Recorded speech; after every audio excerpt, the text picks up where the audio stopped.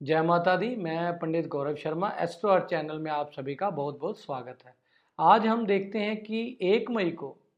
Jupiter गुरुदेव महाराज राशि परिवर्तन करने जा रहे हैं और उसका हमारी कन्या राशि वालों पर कैसा प्रभाव रहेगा और अंत में हम उपाय बताएंगे। कन्या राशि जो कि बुध प्रभावित राशि भी है, उसके लिए हम अगर देखें तो बृहस्पति महाराज सर्वप्रथम चौथे भाव के स्वामी और सप्तम भाव के स्वामी बनते हैं। इसलिए भी इस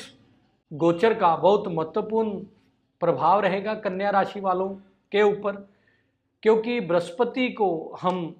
देखें जो कि हमारे ज्ञान के कारक हैं, हमारे दूसरे भाव के धन वाणी कुटुंब के लिए हम देखते हैं उनके कारक बनते हैं। पंचम भाव जो हमारी संतान का भाव है, हमारे ज्ञान का भाव है, उसके स्वामी बनते हैं। और नवम भाव के स्वामी जो कि हमारे भाग्य के लिए हम देखते हैं, पिता की समृद्धि के लिए देखते हैं, पिता के लिए देखते हैं, विदेश यात्रा के लिए देखते हैं। और 11वां भाव जो कि हमारी इच्छा पूर्ति का, हमारी हर प्रकार से आय के लिए हम देखते हैं, वह हम 11वें भाव से बृहस्पति को ही देखते हैं। इसलिए भी इस गोचर का हमारे कन्या राशि वालों के लिए बहुत महत्वपूर्ण प्रभाव रहेगा, क्योंकि अगर हम देखें 2023 में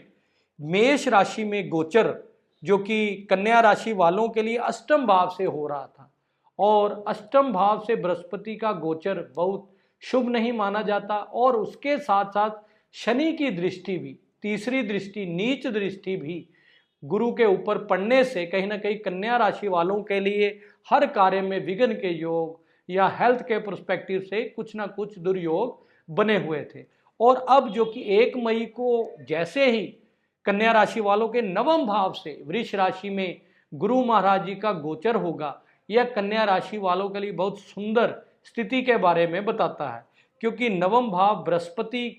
को कारक माना गया है और हर प्रकार से बृहस्पति को हम वृद्धि कारक, एक्सपेंशन का ग्रह हमारे ज्योतिष शास्त्र में हम मानते हैं। और नवम भाव में बृहस्पति को सबसे श्रेष्ठतम स्थिति के बारे में हमारे ज्योतिष शास्त्र में बताया गया है। इसलिए भी कन्या राशि वालों के लिए 1 मई के बाद बहुत सुंदर योग का निर्माण होगा। हर प्रकार से उन्नति के योग उनके प्राप्ति होगी और हर क्षेत्र में उन्हें सफलता के योग इस योग से बन सकते हैं। अब हम देखते हैं कि कन्या राशि वालों के लिए किस प्रकार का प्रभाव ओवरऑल रहेगा उनके। जैसे कि बृहस्पति 9वें भाव से, जैसे मैंने आपको बताया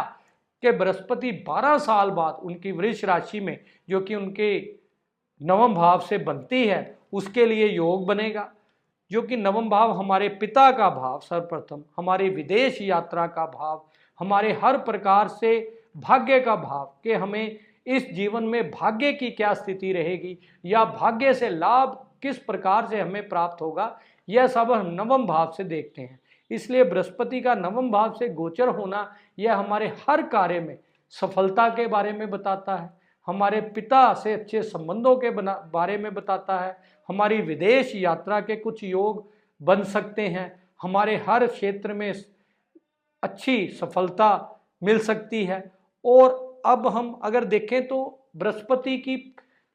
3 दृष्टियां मानी गई हैं। सप्तम दृष्टि तो सभी ग्रह को प्राप्त है, लेकिन बृहस्पति को पंचम व नवम दृष्टि जो कि अमृतमयी दृष्टि भी मानी जाती है, वह प्राप्त होने से अगर हम देखें कन्या राशि वालों के लिए नवम भाव से लगन भाव पर शुभ दृष्टि बृहस्पति की होना, यह सर्वप्रथम कन्या राशि वालों के हेल्थ के पर्सपेक्टिव से सुंदर परिणाम प्राप्त होना, हर प्रकार से इम्यूनिटी सिस्टम अपना अच्छा रहना और हर क्षेत्र में हमें अच्छे परिणाम का प्राप्त होना, क्योंकि हम लगन भाव से अपनी ओवरऑल पर्सनैलिटी देखते हैं, अपने हर क्षेत्र में सफलता संघर्षों को देखते हैं। और शुभ ग्रह की दृष्टि का लगन भाव से होना हमारे घर में सुखद माहौल के बारे में और हमारी पर्सनैलिटी में अच्छे परिणाम प्राप्त होना, हमारी इम्यूनिटी सिस्टम अच्छी रहना और हमारा मन कहीं ना कहीं अध्यात्म की ओर लगना, हमारा योग बनना, इस प्रकार से सुंदर स्थिति का बनना हम देख सकते हैं। और उसके साथ साथ दूसरी दृष्टि जो कि सप्तम दृष्टि मानी गई है, वह तीसरे भाव में, तीसरा भाव जो कि हमारा कम्युनिकेशन का भाव, हमारे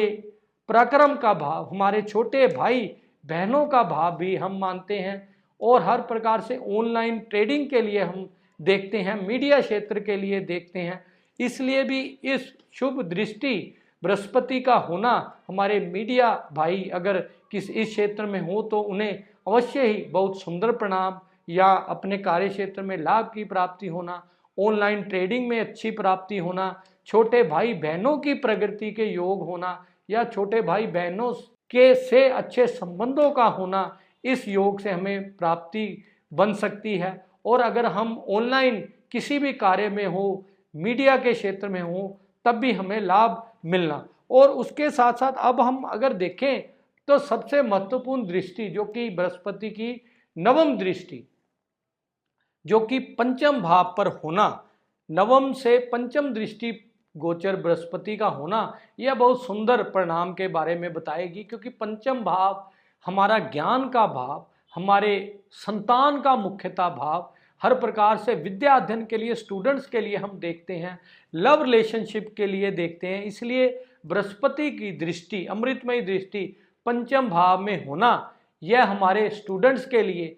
अच्छे अध्ययन के बारे में, न्यू अध्ययन के, न्यू स्टडी के योग बनाना और हमारे लव रिलेशनशिप से अच्छे संबंध का प्राप्त होना। और अगर किसी प्रकार से न्यू दंपति संतान के लिए प्रायरत हो या संतान में कहीं ना कहीं दुर्योग काफी समय से बने हों, तो कन्या राशि वालों के लिए इस दृष्टि का बहुत सुंदर संतान की प्राप्ति के योग भी बन सकते हैं और हर क्षेत्र में हमें सफलता मिल सकती है। और अगर हम देखें तो ओवरऑल किसी न किसी रूप से शेयर मार्केट से लाभ, क्योंकि पंचम भाव से हम शेयर मार्केट से ऑनलाइन ट्रेडिंग भी देखते हैं। इसलिए बृहस्पति की दृष्टि का होना कन्या राशि वालों के लिए शेयर मार्केट में इन्वेस्टमेंट से हमें अवश्य ही लाभ मिल सकते हैं। इसलिए अगर हम देखें तो कन्या राशि वालों के लिए बहुत सुंदर परिणाम के बारे में बताता है, क्योंकि उनके चौथे भाव के व सप्तम भाव के स्वामी बृहस्पति भाग्य भाव में आना,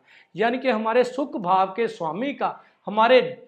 नवम भाव से गोचर करना, यह हमारे घर परिवार में बहुत सुंदर परिणाम के बारे में बताता है। न्यू वाहन या प्रॉपर्टी लेने का योग इसके लिए बनेगा। मैरिज में हमें अच्छे संबंध की प्राप्ति का होना, क्योंकि केंद्र भाव के स्वामी का त्रिकोण भाव में आना, यह राजयोग की उत्पत्ति का योग बनाएगा। इसलिए हम ओवरऑल देखें तो पिछले साल से गोचर में जो भी दिक्कत बृहस्पति से बनी हुई थी, इस बार कन्या राशि वालों के लिए इस गोचर में बहुत सुंदर लाभ मिलेंगे और हर क्षेत्र में उन्हें संपूर्ण लाभ की प्राप्ति होगी। और अब हम अगर देखें तो किस प्रकार की सावधानियां अगर हम करेंगे तो निश्चित ही बृहस्पति से नवम भाव से गोचर से बहुत सुंदर परिणाम हमें मिलेंगे। बृहस्पति नवम भाव से होने से हमें निश्चित ही हमें गुरु, ब्राह्मण व पिता से अच्छे संबंध निश्चित ही बनाने चाहिए और उनसे आशीर्वाद लेना चाहिए। और अगर हम उपाय के तौर पर देखें तो बृहस्पति के लिए हमें नित्य प्रतिदिन केसर का तिलक नाभि, जुबान व मस्तक पर अवश्य ही लगाना चाहिए, जिससे कि निश्चित ही हमें भाग्य का संपूर्ण लाभ मिल सके। जय माता दी।